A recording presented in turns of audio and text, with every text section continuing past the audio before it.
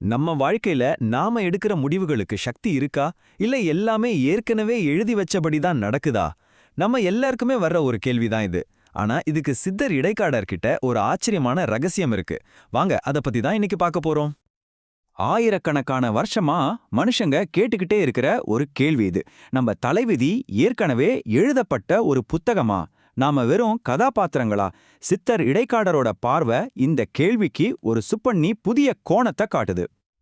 இதுக்கான தீர்வை பார்க்கறதுக்கு முன்னாடி நாம என்ன மாதிரியான ஒரு சவாலை எதிர்கொள்றோம்னு முதல்ல புரிஞ்சுக்கணும். இது விதியோட ஆட்டம். பிரபஞ்ச விதிகளாலே அமைக்கப்பட்ட ஒரு விளையாட்டு. பார்த்தா ஜெயிக்கவே முடியாத மாதிரி தான் தெரியும். சித்தரோட வாக்குப்படி சில ஜாதக அமைப்பு ரொம்பவே சக்தி வாய்ந்தது.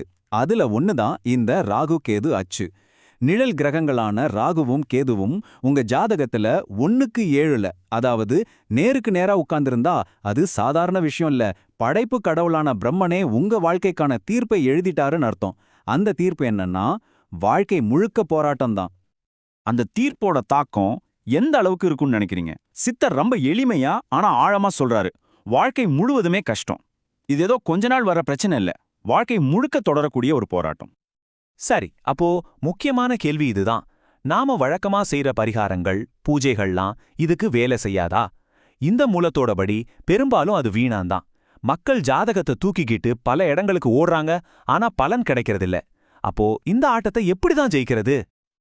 இதிலிருந்து தப்பிக்க வழியே இல்லையான்னு கேட்டா இருக்கு. அதுதான் சித்தர் சொல்ல வர அந்த மாபெரும் ரகசியம். விதியோட அந்த இரும்பு கோட்டைக்குள்ளேயே ஒரு ரகசிய வழி இருக்கு.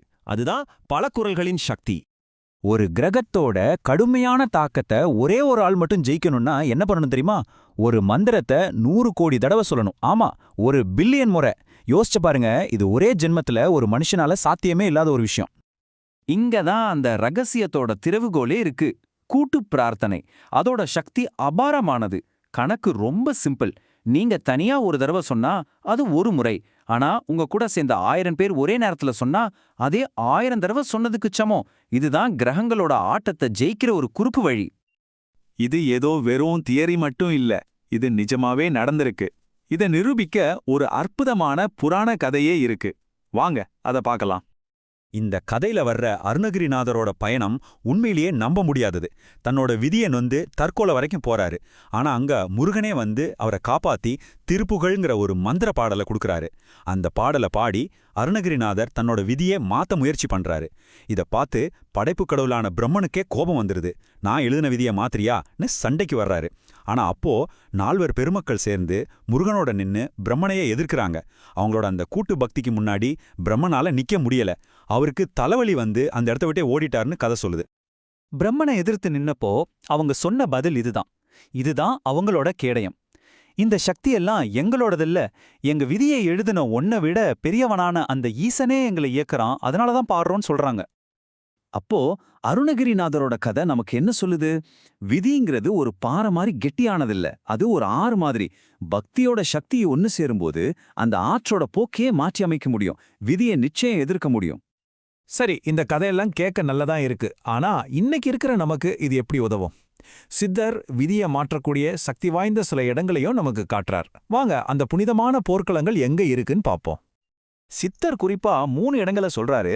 இவை வெறும் கோவில்கள் இல்ல, விதியோட போரிட்டு ஜெயிக்க முடியும்னு நிரூபிக்கப்பட்ட இடங்கள். முதல்ல அருணகிரிநாதர் ஜெயித்த திருவண்ணாமலை. 2வது சிவனே சித்தரா வந்து பிரம்மனை ஒரு போட்டியில தோற்கடிச்ச மதுரை. 3வதா காலனையே சவால் செஞ்சு ஆயுள நீட்டிக்கிற சக்தியுள்ள திருக்கடையூர். பாருங்க, சித்தர் வெறும் தத்துவத்தை மட்டும் சொல்லிட்டு போகல, நம்ம தைனந்தின வாழ்க்கையில பயன்படுத்தக்கூடிய சில கருவிகளையும் கொடுத்திருக்கார். இந்த புனித இடங்களுக்கு போய் திருப்புகளையும் 4 பாடல்களையும் பாடுறது, 60 வயசுக்கு மேல திருக்கடையூருக்கு போயிட்டு வர்றது, நோய்களை எதிர்க்க சந்தனத்தை விபூதியா பூசிக்கிறது, ருத்ராட்சம் ஊர்ந்த தண்ணியை குடிக்கிறதுன்னு ரொம்ப எளிமையான ஆனா சக்தி வாய்ந்த வழிகளையும் அவர் நமக்கு காட்டியிருக்காரு. சரி, இப்போ நாம இந்த எல்லா விஷயங்களையும் ஒன்னு சேர்த்து இதுல இருந்து கிடைக்கிற அந்த இறுதி சக்தி வாய்ந்த செய்தி என்னன்னு பார்க்கலாம். அருணகிரிநாதரோட கதை தெளிவா காட்டுது. விதிங்கிறது நம்ம வாழ்க்கையோட முதல் டிராஃப்டா இருக்கலாம். ஆனா அந்த பேனாவை பக்தி மூலமாவும் கூட்டு முயற்சி மூலமாவும் நம்ம கையில வாங்கி நாமளே நம்ம கதையோட அவசான வார்த்தையை எழுத முடியும். இதுல ரொம்ப ஆச்சரியமான விஷயம் என்ன தெரியுமா? இந்த ரகசியத்தை வெளியிடுறதுக்கு படைப்பு கடவுளான பிரம்மன் கிட்டேயே அனுமதி வாங்கிட்டு தான் சொல்றேன்னு சித்தர் இடைக்காடர் சொல்றாரு. இது என்ன மாதிரி இருக்குன்னா, பிரபஞ்ச விதிகளை எழுதினவரே அதுல ஒரு விதிவிலக்கு இருக்குன்னு ஒப்புக்குன மாதிரி இருக்கு. அதனால இந்த ஒரு சிந்தனையோட முடிச்சுக்கலாம். இந்த கதை வெறும் கடவுள்களை பத்தினதோ மகான்களை பத்தினதோ இல்ல. இது உங்க கதைக்குள்ளேயே ஒளிஞ்சிட்டு இருக்கிற சக்தியை பத்தினது. உங்க விதிய மாத்தி வடிவமைக்கிற சக்தி உங்கள் கையில தான் இருக்கு. கேள்வி என்னன்னா, அந்த இடத்துல நீங்க என்ன எழுத போறீங்க?